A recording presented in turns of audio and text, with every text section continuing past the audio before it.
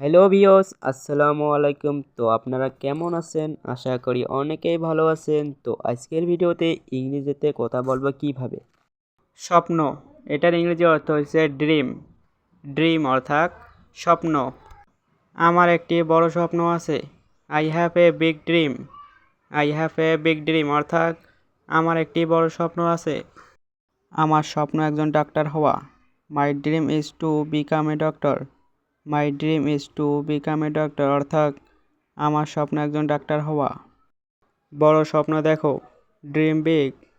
Dream big অর্থাৎ বড় স্বপ্ন দেখো। তোমার স্বপ্ন অনুসরণ করো। Follow your dream. Follow your dream অর্থাৎ তোমার স্বপ্ন অনুসরণ করো। কঠোর পরিশ্রম করো। ওয়ার্ক হান্ড।